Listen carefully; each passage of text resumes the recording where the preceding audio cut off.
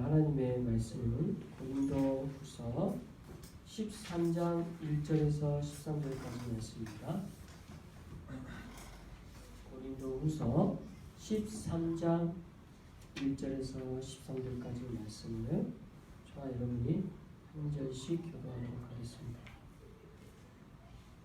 내가 이제 세 번째 너에게 가리니 두세 증인의 입으로 말마다 확정하리라.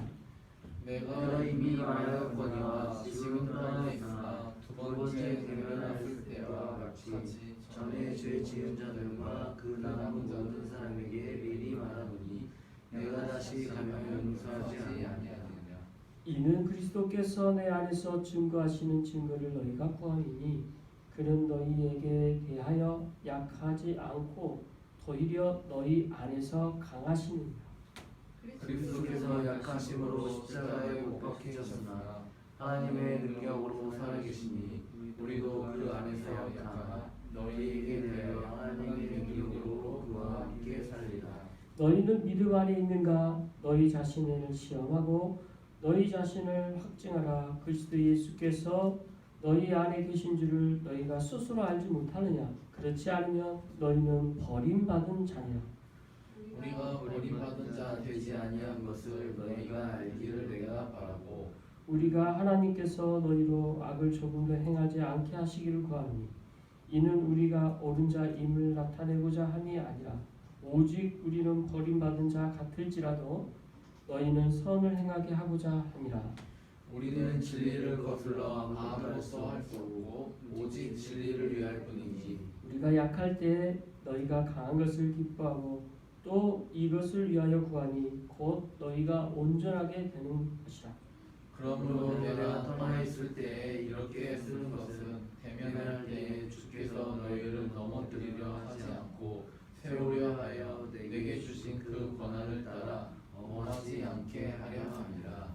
마지막으로 말하노니 형제들아 기뻐하라. 온전하게 되며 위로를 받으며 마음을 같이 하며 평안할지어다. 또 사랑과 평강의 하나님이 너희와 함께 계시리라.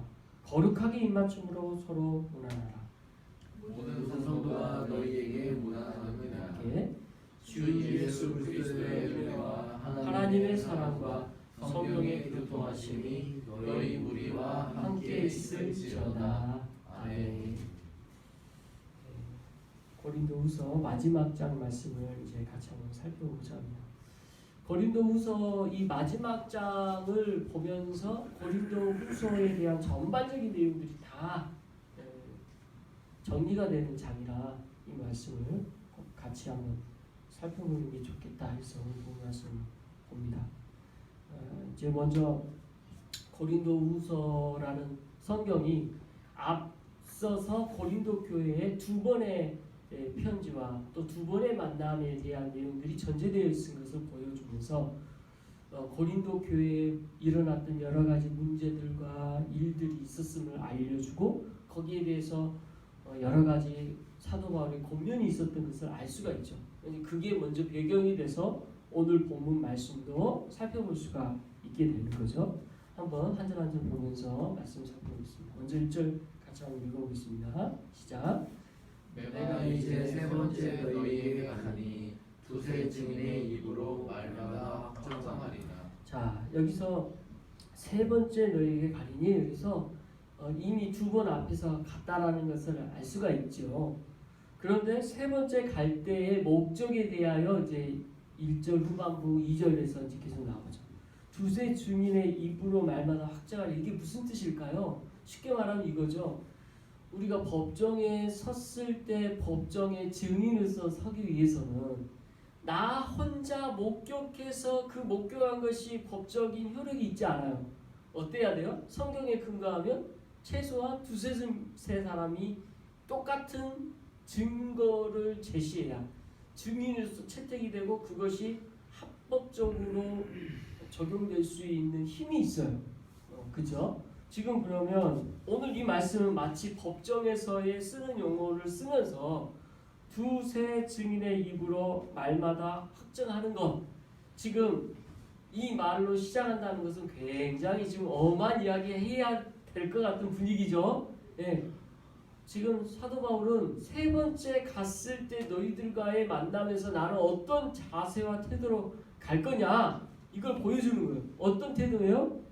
나는 그때 너희들이 했던 행동들에 대해서 확실하게 증거가 되는 것들마다 확정적으로 하고 거기에 대해서 징계를 하겠다. 이런 뉘앙스를 이제 보여주는 시작이죠. 자, 과연 그런가? 2절 한번 봅시다. 같이 읽겠습니다. 시작.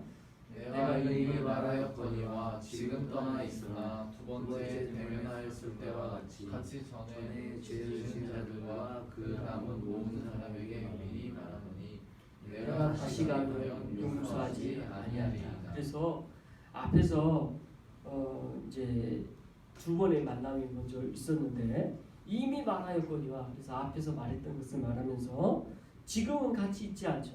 지금 있지 않지만 두 번째 대변했을 때는 어떻게 했냐? 다 용서하고 그거에 대하여 언급을 더 이상 안 하지만 세 번째 만났을 때는 어떻게 할 거냐? 다시 가면 세 번째죠. 용서하지 아니하리라. 예. 세 번째에서는 용서하지 않을 것에 대하여 확실하게 지금 못 받고 언급하고 있습니다. 이렇게 세 번째에 대한 것을 강조하는 거죠. 그러면 무엇 때문에 사도 바울이 이렇게 용서하지 아니하라 굉장히 엄한 어조로 이야기하는 거잖아요. 뭐 때문일까가 궁금해야 되는 것이 오늘 문맥상 느낌이죠. 사도 바울이 지금 이렇게까지 열 받아서 화가 나서 진노하면서 세 번째 똑같은 그 문제에 대해서는 가만두지 않겠다라는 뉘앙스로 언급을 하는가? 그것은 이제 뒤에서 다시 나오지만 부활에 대한 문제 때문이에요. 예수님의 부활에 대한 문제. 그래서 이 부활에 대한 문제에 대한 복합적 설명이 이제 하기 위하여 이제 오늘 본문의 방향이 그쪽으로 싹 흘러가고 있어요.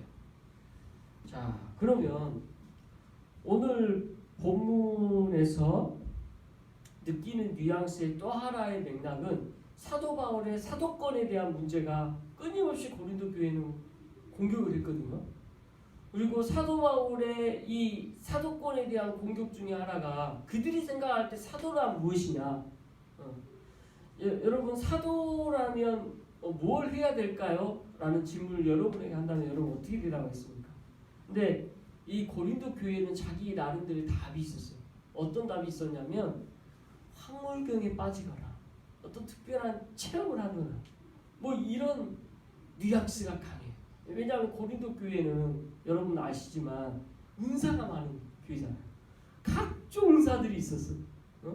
방언의 은사에서부터 시작을 해서 지식의 은사, 병을 고치게 하는 은사 등등등등. 그러니까 이게 방언이라는 그 어떤 은사만 해도 굉장히 신기한 은사잖아요. 그러니까 우리가 눈에 보고 있지만 그 신기한 어떤 현상들이 사도라면 어때요?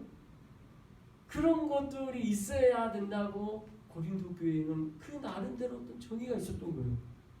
별로 건강하지 않은 정의인데 사도 바울은 이런 사도권에 대한 문제를 제시하면서 당신 그러냐 이런 뉘앙스가 있는 거죠. 고린도 교회에 그런 일들이 있었으니까. 이제 제가 전에 어떤 목사님이 하시는 설교가 갑자기 생각이 나는데 그 설교 중에 어떤 교회에 갔더니 은사가 많은 그런 교회를 갔어. 설교를 하는데 이게 거기서의 느낌이 뭐냐면 다들 은사가 많으니까 목회자에 대하여 바라는 것이 이제 그런 자기들보다 더 뛰어난 은사 이런 것들을 바라는 거죠. 그리고 방언이나 뭐 이런 다양한 은사들이 있으니까 그래서 자기가 이렇게 주눅들었던 이야기를 하면서 근데 그때 하나님께서 주셨던 말씀이 목회자로서 세우신 주님의 뜻이 뭔지를 말하신 게 생각이 나요. 근데 그것과 유사할 것 같아요. 오늘 본문에서 고린도 교회라 하는 사도 바울은 어떤 마음이 들까요? 지난주에서도 말씀 나눌 때도 사도 바울이 사도권에 대하여 끊임없이 공격했을 때 지난주에 어떻게 답변했어요? 스스로 자천하겠냐? 내가 날 뭐 추천하고 너희와 나의 사이에 추천이 뭐가 필요하냐? 그러면서 답을 어떻게 이어갔어요? 편지라는 단어로 이어갔죠. 너희는 우리의 편지라. 그리고 그 편지가 어디로 이어져요? 그리스도의 편지라. 이렇게 이어지면서 편지라는 단어를 통해서 하나님께서 보내신 받은 자로서의 역할을 선포하고 너희도 하나님부터 보냄받았다. 내가 너희를 편지로 여긴 같이 그리스도께서 우리를 편지로 보내셨고 우리도 세상을 나가야 편지가 된다. 이제 이렇게 선포했죠. 근데 오늘 본문은 거기에 연장선상에서 어떻게 연결되고 있나요? 지금 사도권의 문제에 있어서 사도 바울은 조금도 이 교회에 흔들림 없이 말할 수 있는 이유가 한 가지 있었어요. 그게 뭐냐? 하나님으로부터 부름받은 자거든요.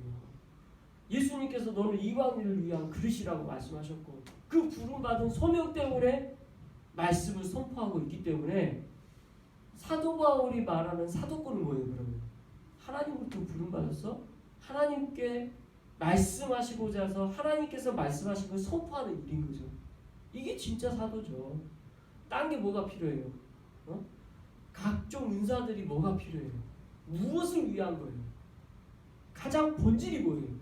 교회의 본질이 뭐예요? 방언이 본질입니까? 또는 교회에 여러 가지 은사들이 있는 것이 본질입니까? 병 고치는 은사가 본질입니까? 본질이 아니라는 거예요. 사도 바울에게 있어서 사도권의 본질은 하나님의 말씀의 선포자로 하나님의 보내받은 자로서 하나님의 말씀을 선포하는 게 그의 역할이죠. 교회 또한 본질이 그거죠. 하나님의 말씀을 선포하는 것이 본질이죠. 목회자 저도 우리 교회 성도들이 은사가 많다 하더라도 여기서 제가 유일하게 선포할 수 있는 한 가지는 하나님의 말씀을 선포하는 데 있어요. 성경에 있는 말씀대로 선포하는 것. 이것이 교회가 해야 될 사명의 핵심이요. 또 오늘날 목사가 해야 될 일이요. 과거의 사도 또한 그게 핵심이었던 거예요. 근데 이 본질을 자꾸 벗어나는 것들이 고린도 교회 안에 있었다는 거죠. 그걸 사도 바울은 지적하고 있고 거기에 대해서 지금 그 본질을 벗어나거나 본질을 왜곡하거나 오해하게 만드는 것에 대하여 용서함이 없을 것 같아요. 지금 그런 맥락에서 선포하고 있는데 그 본질을 가장 왜곡하는 핵심이 어디 있었냐? 예수님의 부활 부정을. 이거는 도저히 용서할 수 없는 일일 거죠. 그죠? 자, 그게 어떻게 또 3절부터 또 설명하고 있는지 3, 4절 같이 한번 읽어보겠습니다. 시작. 이는 그리스도께서 내 안에 말씀하시는 증거를 너희가 구함이니 그는 너희에게 대하여 약하지 않고 도리어 너희 안에서 강하시니라. 4절 그리스도께서 약하심으로 십자가에 못 박히셨으나 하나님의 능력으로 살아계시니 우리도 그 안에서 약하나 너희에게 대하여 하나님의 능력으로 그와 함께 살리라. 자, 여기서 나오는 단어가 약함과 강함에 대한 단어가 나와요. 자, 우리가 상식적으로 생각할 때 약함이라는 단어와 맞물리는 표현이 무엇일까요? 예수님과 연결해서 생각할 때 그건 바로 십자가에서 죽으신 거죠. 십자가의 주심과 고난 받으심. 이게 약함이라고 우리가 느껴질 수 있어요. 그리고 세상 사람들도 어때요? 기독교가 다른 건 몰라도 약하다라는 측면에서의 것을 세상 사람들을 볼 때도 예수님이 죽으셨다. 이것은 자랑거리가 될 수 없는 가장 모멸감이 있는 아니 그 죽었는데 그게 뭐가 자랑스러울 일이 있어요. 예수님 돌아가셨는데. 그렇죠? 이건 가장 우리에게 있어서의 약한 모습이고 세상에 나가서도 이 약함이 되는 것들 때문에 약함이라고 표현되어지는 맥락인 거죠. 그래서 너희에게 대하여 약하지 않고 너희에게서 강하다라는 이 말을 하면서 약함에 엄두되어져 있는 것은 뭐와 연결돼요? 그리스도의 죽음과 연결돼요. 그래서 4절 말씀에 자연스럽게 이렇게 이어져요. 그리스도의 약하심으로 십자가에 못 박혔으나. 그래서 약하심은 지금 사도 바울은 명확하게 뭘로 정의하고 있어요? 예수님의 십자가에 못 박히시 죽으신 거에 정의를 하고 있습니다. 그러면 강함은 뭘까요? 강함은 바로 예수 그리스도의 부활이에요. 이게 이 예수 그리스도의 부활이 왜 놀라운 일이고 강함이 되냐? 지금 3, 4절을 종합해서 우리가 볼 때 이 3, 4절에서 말하고자 하는 약함과 강함이 어떻게 연결되어지는가를 생각해 보면 돼요. 자, 그리스도께서는 실제로 약하셨나요? 우리 지혜 질문이 저한테 생각이 납니다. 지혜가 뭘 질문했냐면 예수님은 돌아가시기 전에는 좀 약하다가 예수님 부활하시고는 훨씬 세셨어? 우리 뭐 보면 SF나 뭐 보면 이렇게 옛날에 약했다가 강해지고 하는 거 있잖아요. 아마 그런 느낌이 있었나 봐요. 그래서 예수님이 옛날에는 약했고 후에는 강해지셨나? 그런 건가요? 예수님이 힘이 없어서 약해서 실제로 그 약함 때문에 죽으셨는가요? 전혀 아니죠. 예수님은 죽으시는 이유가 정말 그가 약해서 죽으신 게 아니죠. 왜 죽으셨나요? 뭐 때문에 죽으셔야만 했나요? 그거는 우리의 죄 때문에 돌아가신 거죠. 그러니까 이거는 그리스도의 약하심은 이미 전제되어 있어요. 왜요? 우리를 위해 죽으셔야만 됐기 때문에 예수님은 그 죽으심이 약함으로 보일 수밖에 없는 거죠. 그러나 예수님 죽으시고 그걸로 끝났나요? 그럼 그냥 사람이죠. 예수님 죽고 끝나지 않으셨어요. 어떻게 하셨어요? 부활하셨죠.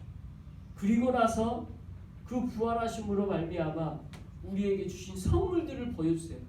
우리 첫 번째 죽으심으로 말미암아 우리 죄 문제 해결됐지요. 그 다음에 죽으심으로 말미암아 우리가 더 이상 악의 영향력에서 우리가 자유함을 얻었어요. 그죠? 네. 죄 문제 해결됐으니까요. 그 다음에 그 자유함을 준 것으로 끝나지 않으시고 어떻게 해요? 예수님이 부활하심으로 말미암아 내가 부활한 것 같이 너희도 부활하리라 말씀하셔서 부활의 소망을 주셨죠. 우리도 확신할 수 있는 거예요. 예수님과 같이 부활할 거라는. 그리고 하나님의 자녀로 된 신분의 변화. 죄로였다가 하나님의 자녀가 된 신분으로 바뀜을 주셨어요. 이것이 뭘로 나타나요? 강함으로 나타나요. 그래서 오늘 말씀이 종합적으로 3, 4절에 이 설명을 사도 바울은 지금 핏대 높여서 하는데 문제는 뭐냐면 예수 그리스도의 부활을 고린도 교회에 있는 어떤 이들이 계속 부인하는 거예요. 예수님 부활 없다라고 이야기하는 거예요. 그런데 이것은 예수님 시대 때 지파들 안에서도 나타나는 현상이에요. 사두개인들, 이들은 철저히 내세, 부활 이런 거 믿지 않았어요. 분명히 그런 이들의 영향이 있었나 보죠. 그래서 부활에 대해서, 내세에 대해서 믿지 않았어요. 천사에 대해서도 믿지 않았어요. 그래서 이들에 대한 영향력을 완전히 뿌리채 뽑고자 하는 거죠. 왜요? 진짜 오늘 말씀대로 그리스도의 약하심으로 우리를 강하게 하셨는데 이게 우리의 예수 그리스도가 하신 가장 핵심 사역이고 본질인데 이걸 부인하면 무슨 기독교가 힘이 있겠어요. 그래서 사도 바울이 지금 화가 나서 열받아서 용서하지 아니라 할 만한 내용인 거죠. 다른 어떤 것보다 가장 본질적인 것을 지금 건드리고 있기 때문에 그래요. 자, 여러분 예수 그리스도의 죽으심과 부활을 믿습니까? 네. 우리는 진정으로 이 믿음을 갖기에 그리스도인인 거예요. 근데 이걸 믿지 않으면 우리의 가장 핵심적인 본질을 믿지 않은 거예요. 제가 과거에 이제 어렸을 때 교회를 다니면서 친구들을 보면 이 본질적인 것을 모르는 친구들이 많았는데 그럼에도 불구하고 친구들 만나려고 교회를 다녔던 친구들이 기억이 나요.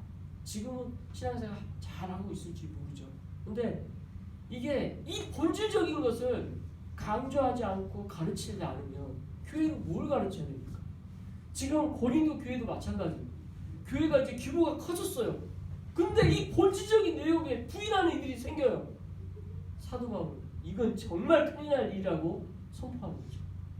우리 교회 규모와 상관없이 오늘 본문에서 이 본질적인 내용을 선포하지 않으면 우리는 교회로서의 본질적 역할을 못하는 거예요. 교회는 예수 그리스도의 죽음과 부활을 그래서 핵심 진리로 선포하는 것입니다. 그렇게 선포되어져요. 오늘 사도 바울은 그 맥락으로 먼저 엄히 말하고 있습니다. 충분히 그래서 고린도 교회에 대한 이 마지막 선포, 이게 고린도 후서 전체를 요약하는 것과 같아요. 우리가 가장 핵심적으로 생각하는 것이 무엇이냐? 여러 문제 있지만 교회가 해야 될 사도가 해야 될 일, 그것은 바로 그리스도를 선포하는 것, 바르게 선포하는 것, 죽음과 부활을 선포하는 데 있다라는 것입니다. 이어서 5절부터 7절까지 같이 한번 읽어보겠습니다. 시작. 너희는 믿음 안에 있는가? 너희 자신을 시험하고 너희 자신을 확증하라. 예수 그리스도께서 너희 안에 계실 줄을 너희가 스스로 알지 못하느냐? 그렇지 않으면 너희는 버림받는 자가 우리가 버림받은 자 되지 아니한 것을 너희가 알기를 내가 바라고 우리가 하나님께서 너희로 악을 조금도 행하지 않게 하시기를 구하노니 이는 우리가 옳은 자임을 나타내고자 함이라. 오직 우리는 버림받은 자가 될지라도 너희는 선을 행하게 하고자 합니다. 자, 그래서 지금 맥락이 그래서 충분히 앞에서 그걸 이해를 할 때 5절부터 7절 이해를 믿음 안에 있는가? 이 지금 믿음 안에 있는 것의 핵심이 뭐예요? 예수 그리스도의 죽음과 부활에 대한 확고한 믿음인 거죠. 그 확신이 없다면 굉장히 흔들려요.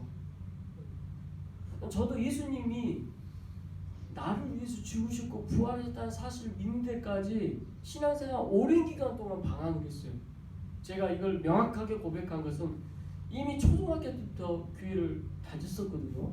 그러다가 중간에 다니다가 안 다니다가 하다가 다시 확실하게 예배를 드리기 시작한 건 고등학교 1학년 때부터요.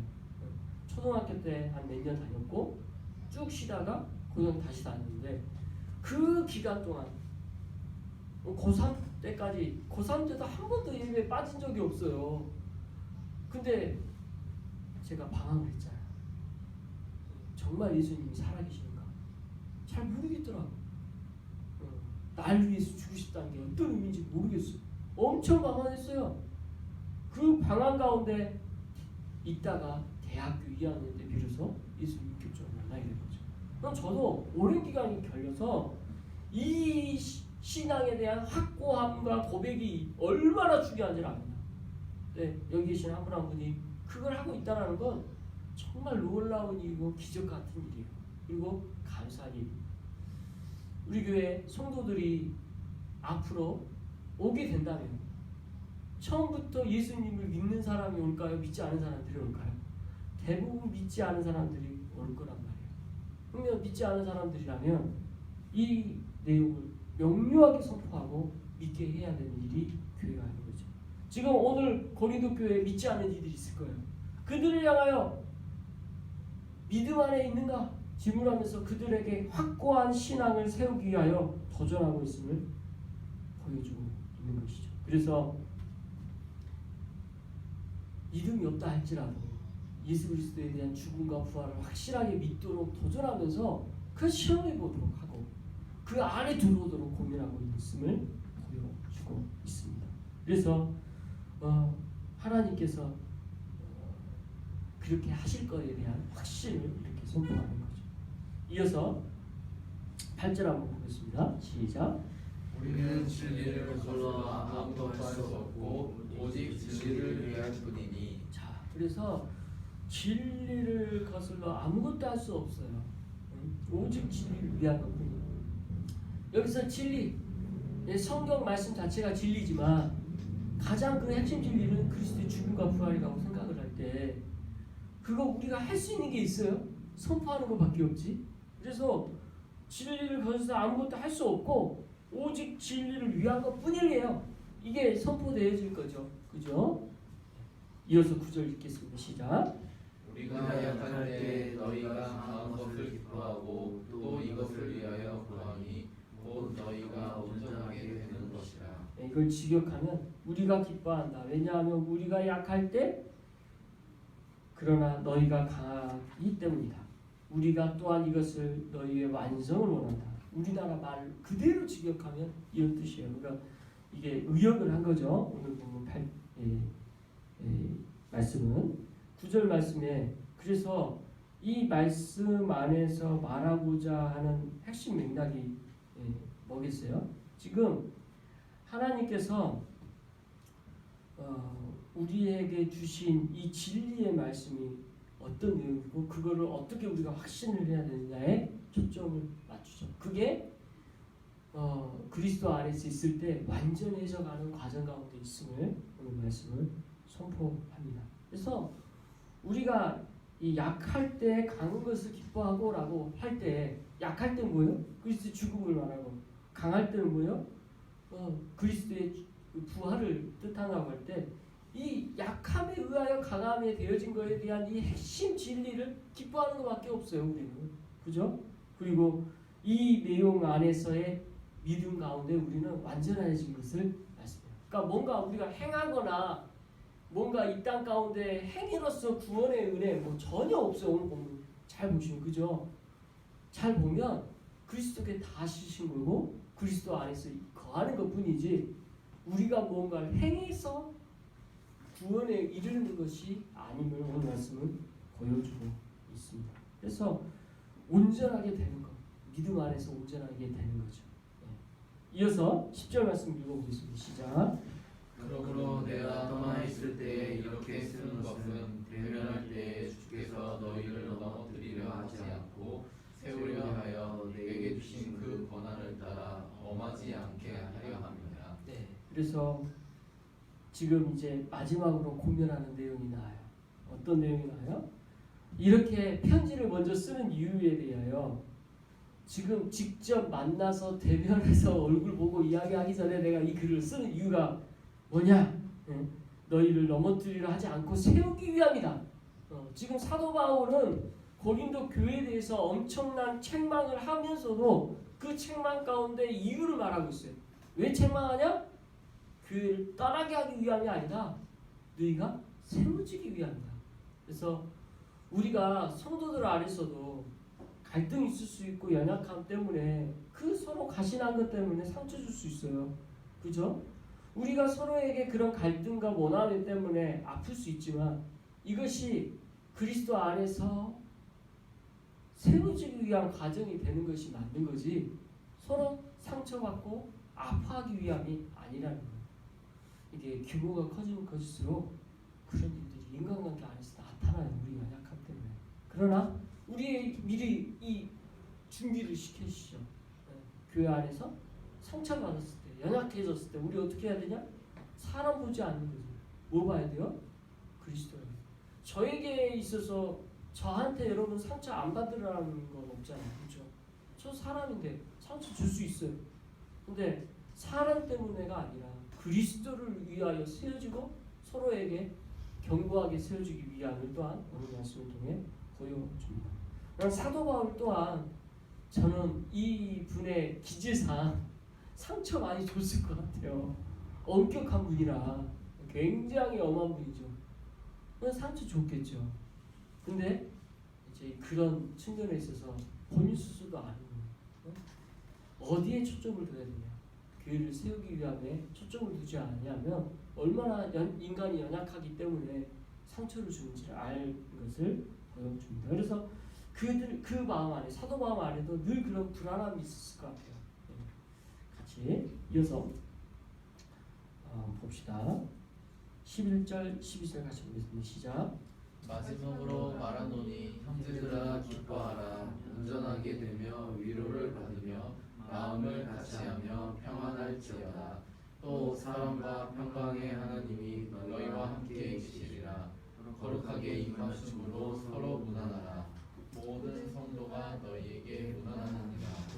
지금 10절 말씀은 엄청 엄하게 이야기해놓고 또 11절 12절에서는 이제 마지막 인사로 서로 기뻐하고 온전하게 되며 위로받으며 마음을 같이하며 평안할지다. 이렇게만 이야기하고 싶겠죠. 사도 바울도. 근데 이제 이 이야기 전에 10절 말씀은 그런 의미로서 세우려 함에 대한 것이 교회 안에서 필요하다. 그래서 교회에 반드시 이 교회의 표지라고 하죠. 교회에 있어야 되는 것 중에 하나가 우리나라 말로는 권징이라는 단어를 써요. 권징, 권면하고 징계한다라는 단어로 이게 어떤 면에서는 교육의 차원에서의 훈계가 그 안에 권면이라는 측면에서 볼 때는 가르쳐야 되잖아요. 말씀을 가르쳐야 성경에 대해서 이해하고 하나님의 뜻하는 말을 알고. 그러나 또 한 면에 있어서는 기준을 세우고 그 기준에 따라서 다스릴 수 있도록 하는 것이 교회가 해야 되는 일인 거죠. 그래서 교회의 표지 안에 개혁교회들은 권징을 놓고 있어요. 자, 이어서 13절 마지막 절 같이 읽겠습니다. 시작. 주 예수 그리스도의 은혜와 하나님의 사랑과 성령의 교통하심이 너희 무리와 함께 있을지어다. 아멘. 이 축도할 때 제일 많이 듣는 메시지죠. 삼위 하나님에 대한 말씀의 그 선포가 이렇게 잘 압축되어서 설명되어진 데가 없어서 이 마지막 절을 오늘날 많은 목회자들이 같이 삼위 하나님의 말씀을 선포하는데 이렇게 사용되어집니다. 이제 이렇게 고린도후서 말씀이 끝나요. 오늘 핵심적인 말씀 두 가지를 찍은다면 죽음과 부활. 이 죽음과 부활이라는 것으로 약함과 강함. 그것이 교회의 본질이요 사도의 본질이요 핵심이라는 것을 선포하고 있습니다. 이 핵심에 대한 내용과 더불어 또 하나의 권징이라는 것을 조심스럽게 이야기하면서 그거의 핵심은 어디 있냐? 세우는 데 있다. 무엇을? 교회를. 그것을 사도 바울이 말하면서 고린도 후서의 말씀 마무리하고 있어요. 우리 교회에 뭐 당장 이런 부분들이 연결되어지긴 어렵지만 그러나 우리가 마음으로부터 교회를 세우는 게 뭔지를 배워가고 알아가는 게 참 중요한 고민인 거죠. 아무튼 교회는 환자들이 많은 곳이고 환자들이 있어야 정상인 곳이라 바람 잘 날이 없는 게 정상인 거예요. 그래도 제가 목회를 시작하면서 기도를 하기를 참 목회 하나님 기뻐하시는 성도들을 많이 보내달라고 그리고 주님 이 일에 헌신적으로 할 수 있는 분들 보내달라고 이렇게 기도했거든요. 너무 감사해요. 아무리 교회가 작다 하더라도 분란이 없는 교회가 없어요. 아무리 작아도 큰 교회는 말할 것도 없고요. 근데 우리 계신 분들 한 분 한 분 다 이렇게 배워가는 과정에 성숙해지는 걸 보면서 너무 감사해요. 계속해서 주님께서 그렇게 성장하고 성숙하고 주님 기뻐하실 대로 세져가는 여러분의 모든 삶의 요셉이 형통하고 있고 또 몸된 교회가 그렇게 되기를 그리스도의 이름으로 축원합니다. 기도하겠습니다. 사랑과 은혜가 풍성하신 하나님의